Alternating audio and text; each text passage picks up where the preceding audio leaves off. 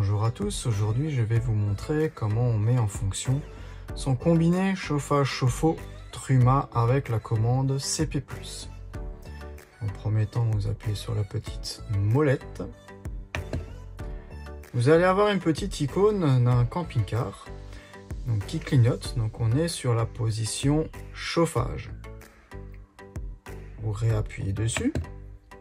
Là, vous voyez qu'il est sur off, donc le chauffage est coupé. En tournant la molette dans le sens des aiguilles d'une montre, vous allez monter la température souhaitée, température intérieure. Si vous voulez vous valider donc 19 degrés, donc pensez à réappuyer d'office sur le petit bouton rotatif. À ce moment-là, vous avez la petite flamme qui s'affiche en haut à gauche de l'écran. Si la flamme clignote, c'est que le chauffage va se mettre en fonction pour chauffer l'intérieur de votre véhicule.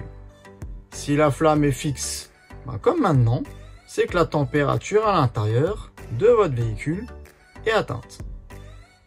Si vous voulez réaugmenter ou diminuer la température, il suffit par la suite de tourner la petite molette. Pensez à réappuyer d'office sur votre petit bouton rotatif pour bien valider la température. Si vous n'appuyez pas sur le petit bouton, en fait c'est comme si vous avez rien fait. Il restera éteint ou sur une température, la température précédente en fait. Donc, si vous voulez mettre le chauffe-eau en marche, vous rappuyez sur la petite molette. Tournez légèrement d'un cran sur la deuxième icône qui maintenant elle clignote. Pareil, vous appuyez dessus. Le ballon d'eau chaude à l'heure actuelle est coupé. Donc si vous tournez d'un petit cran, vous allez avoir le mode économique. Là, on aura de l'eau chaude à environ 40 degrés. Si je tourne un petit peu plus, on aura de l'eau chaude à 60 degrés.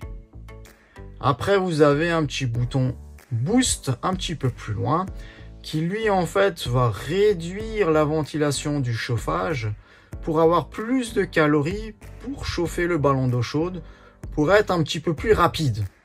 Bon, c'est pas foufou, vous allez gagner quelques petites minutes. Donc après, à vous de voir. Bon, si vous mettez le ballon d'eau chaude le matin en vous levant, le temps de prendre le petit déjeuner, après votre eau elle est chaude pour une bonne douche. Donc là, c'est pareil. Donc on va se mettre en écho, on appuie dessus. Donc là, pareil, du moment que l'icône clignote, voilà, comme maintenant, c'est que le ballon d'eau chaude est en train de fonctionner pour mettre la température souhaitée de votre eau chaude. Du moment que la température est atteinte, là, votre petite icône va se mettre à l'arrêt. Va arrêter de clignoter. Donc vous pouvez soit mettre votre chauffage ou votre eau chaude ou les deux en même temps. Ça, c'est à vous de voir. C'est comme vous voulez.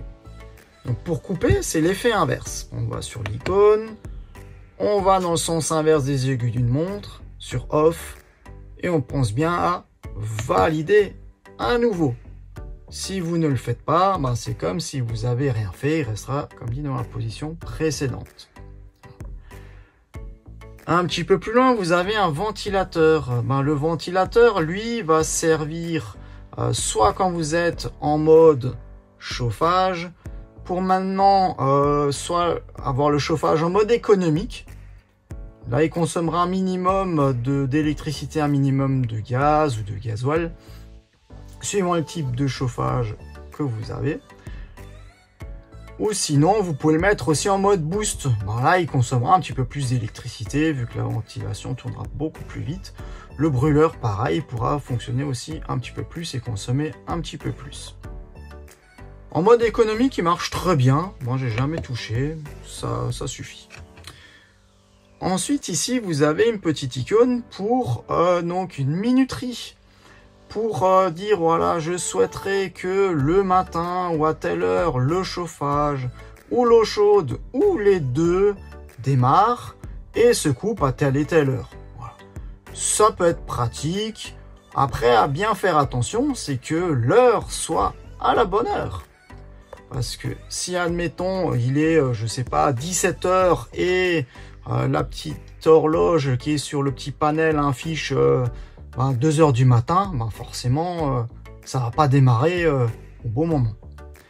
Donc pour mettre l'heure à la bonne heure, vous allez plus loin, vous allez sur cette icône ici, et donc là vous pouvez régler l'heure souhaitée en tournant la petite molette, en validant, voilà.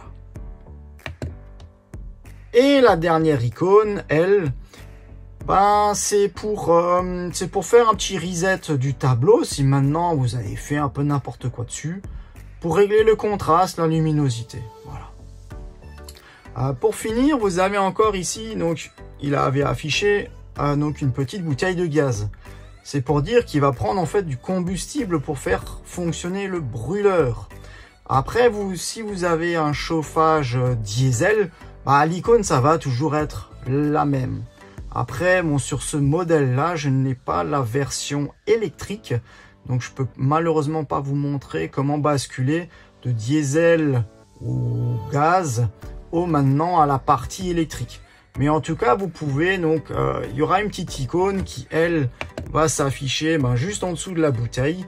Et là, vous pourrez, à ce moment-là, venir sélectionner le mode d'énergie souhaité. Faire même un mix des deux, d'avoir du gaz ou du diesel avec l'électrique. Voilà. Donc, si vous avez des questions complémentaires, n'hésitez pas. Là, c'est vraiment une petite vidéo très simple pour, je dirais, le petit débutant ou ceux qui veulent pas forcément aller plus loin dans les recherches. Voilà. Je vous souhaite une bonne journée. Allez, à plus!